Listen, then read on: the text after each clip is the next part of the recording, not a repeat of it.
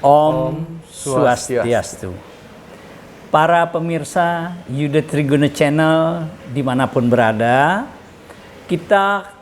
kali ini kita akan mencoba membahas tentang Padma Buana teratai. Ya, di sebelah saya telah hadir I Putu Sweko Oko Sugiharto, dosen di Universitas Hindu Negeri I Gusti Bagus Sugriwo. Kita akan berbincang ringan, kali lagi berbincang ringan mengenai teratai. Kita melihat ada banyak sekali teratai yang tumbuh dan dipelihara di lingkungan pura-pura, di mana pura itu memiliki kolam. Di rumah kita juga sebagian kita memeliharanya sebagai bunga yang kita pelihara di pot besar, dan pada saat-saat yang baik kita petik, kita gunakan untuk persembahan. Nah, kita bahas apa itu bunga teratai. Mengapa bunga teratai itu seringkali juga disebut dengan bunga Padma. Ya, dan lalu nanti kita tentu akan berbicara ketika Bali mendeklar bahwa Bali sebagai Padma Buana, seperti apa sesungguhnya arti itu semua. Pak Putu Turusan, kira-kira kedudukan penting teratai dalam tradisi Hindu itu seperti apa ya? Baik, suksema singgih Tu Haji. Jadi sesungguhnya yang pertama dari segi ritual simbolik begitu, teratai itu memiliki makna yang penting di dalam agama Hindu. Terutama yang pertama adalah dari segi simbolisme ritual. Jadi dalam artian sebagai sarana upacara-upacara keagamaan. Dan di dalam agama Hindu gitu sudah menjadi suatu keumuman bahwa ketika memuja Tuhan gitu menggunakan bunga-bungaan gitu. Dan di dalam agama Hindu pula kita temukan teks-teks yang menunjukkan keutamaan daripada bunga. Salah satunya adalah teks Yadnya Prakrti, menyatakan bahwa bunga itu adalah simbol daripada pikiran yang hening, pinake keeningan kayen tu meyadnya. Itulah menyebabkan kemudian ada berbagai macam varian bunga yang bisa dipergunakan untuk bersembahyang. Dan berbagai macam lontar memiliki versinya yang berbeda terkait mana bunga yang utama dan mana bunga yang bahkan ada yang tidak boleh dipersembahkan untuk bersembahyang seperti itu. Suatu contoh di dalam teks Siwaratri Kalpa misalnya, ada dinyatakan bahwa bunga katanya yang paling cocok, paling tepat dipersembahkan kepada Dewa Siwa adalah bunga maja dan bunga selasih. Dinyatakan majarje sulasih gitu. Kemudian beda lagi di dalam teks Dasanama gitu, dinyatakan bahwa teratai itulah yang dinamakan dengan Raja Kusuma. Jadi kalau kita analogikan seperti di dunia ya, ada banyak bunga gitu, teratai inilah yang berkedudukan sebagai raja, sehingga dianggap sebagai bunga yang utama gitu. Nah, ini kemudian seringkali mewakili daripada penempatan dewa-dewa atau penempatan roh manusia bahkan di dalam bunga itu sendiri. Karenanya di dalam upacara pengabenan atau pediksaan gitu pasti menggunakan bunga teratai atau Padma itu sendiri. Kenten singgih Tu Haji. Lalu ketika kita menggunakan bunga Padma sebagai bunga yang utama, latar dari semua itu kira-kira apa ya? Dari segi rasio, logika misalnya, ada yang mengatakan bunga Padma itu digunakan karena ya itu ibarat sebagai stana siwa gitu. Dan seterusnya seperti apa ya? Sehingga Tuan Haji, tiang temukan ada teks yang judulnya Gatot Kaca Seraya menyatakan bahwa Padma emas itu adalah stana daripada Sang Hyang Kameratih. Dinyatakan bahwa Kameratih katon te rakua sira Sang Hyang munggu ring Padma emas gitu disebutkan. Jadi Sang Hyang Kama dan Sang Hyang Ratih itu awalnya bersemayam di dalam Padma emas gitu. Nah, inilah kemudian yang menjelma menjadi benih laki-laki dan benih perempuan.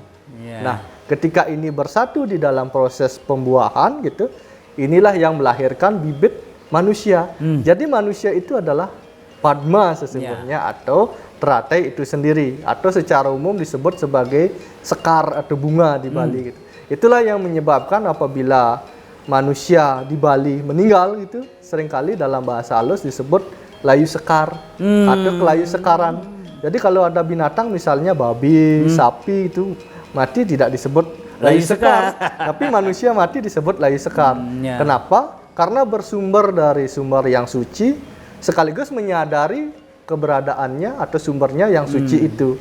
Karenanya di Bali manusia itu dari sejak lahir sampai meninggal gitu penuh dengan aroma atau unsur penyucian gitu ya. Misalnya disebut dengan samskara atau sangaskara gitu ya. Ada berbagai macam jenis istilah. Misalnya di dalam lontar Raryangon, tutur Raryangon dan yang lain, sehingga seharusnya ketika menyadari manusia itu berasal dari Padma yang suci gitu, seharusnya bisa selalu meningkatkan kualitas diri sehingga nanti ketika meninggal layak disebut layu sekar gitu, sehingga Tuan Haji. Bukan seperti binatang ya. Bukan seperti binatang. Para pemirsa Yudha Triguna Channel yang berbahagia, kita telah tahu betapa pentingnya bunga teratai di dalam tradisi Hindu. Lalu kalau dikaitkan dengan konsep Bali sebagai Padma Buana, ya, sebagai tempat yang menyerupai bunga Padma, kira-kira seperti apa, Pak Oke?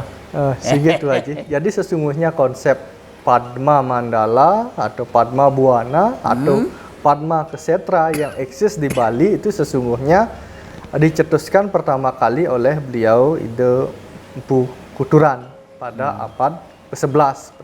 Jadi dianalogikan bahwa Pulau Bali itu seperti Padma dengan puncak yang tertinggi begitu sebagai pusatnya atau sarinya, yakni Gunung Agung, dan ada 8 bagian atau 8 kelopak yang mengelilinginya atau disebut secara populer sebagai Astadala. Atau ada pula yang mengambil 4 dinamakan dengan Catur Tawa. Nah, sekitar abad ke-15 ketika beliau Perdana Sakti Bawurauh datang ke Bali begitu, konsep daripada Padma Buana atau Padma Kesetra ini kembali didengungkan. Hanya saja beliau mengkritisi pada masa ini sehingga Tuan Haji. Katanya pada masa ini sari bunga Padma itu telah hilang. Kenapa bisa hilang? Karena terjadi banyak kekacauan ritual begitu disebutkan, sehingga beliau kemudian menata kembali sisi ritual daripada umat Hindu di Bali pada masa itu sehingga kembali menjadi bentuknya yang mapan. Nah, secara konsep konsep Padma Buana atau Padma Kesetra itu sungguhnya adalah pengidaran sehingga Tuan Haji. Yakni masing-masing tempat atau lokus itu dikelilingi oleh tempat suci beserta dewatanya masing-masing. Jadi dapat dibayangkan bagaimana indahnya ya teratai yang dikonsepkan itu, yang terdiri dari 9 warna. Sedangkan kita kalau tahu teratai 1 warna saja itu sangat indah sekali. Ini ada teratai 9 warna. Misalnya di timur Betara Iswara begitu, puranya adalah di Lempuyang gitu ya. Kemudian di Tenggara itu Betara Maheswara, puranya di Gua Lawah gitu Haji. Kemudian di selatan Betara Andekasa gitu ya, betaranya Dewa Brahma. Kemudian di barat daya ya, barat daya itu adalah Betara Rudra gitu. Stananya adalah di Uluwatu. Ya. Di barat itu adalah Dewa Mahadewa, stananya adalah di Pura Tukaru ya. Tukaru ya. Kemudian di barat laut gitu adalah Betara Sangkara, stananya adalah di Pura Puncak Mangu gitu. Di utara adalah Betara Wisnu, stananya di Pura Batur. Kemudian di timur laut itu adalah Betara Sambu gitu adalah stananya di Besakih, dan di tengah itu stana daripada Dewa Siwa sering pula digunakan sentrumnya itu adalah Gunung Agung atau Pura Besakih itu sendiri, sehingga Padma berwarna-warni ini kemudian menjadi suatu konsep pula dalam tatanan ritual. Sehingga dalam yadnya besar seperti Ida Betara Turun Kabeh sehingga itu Haji dikenal dua jenis istilah ya dalam ritual itu, yakni Padma Ngebek dan Padma Ngingkes atau Padma Ngingkup. Ketika Padma Ngebek misalnya dewa-dewa itu masih berada di stananya masing-masing ngider gitu ya.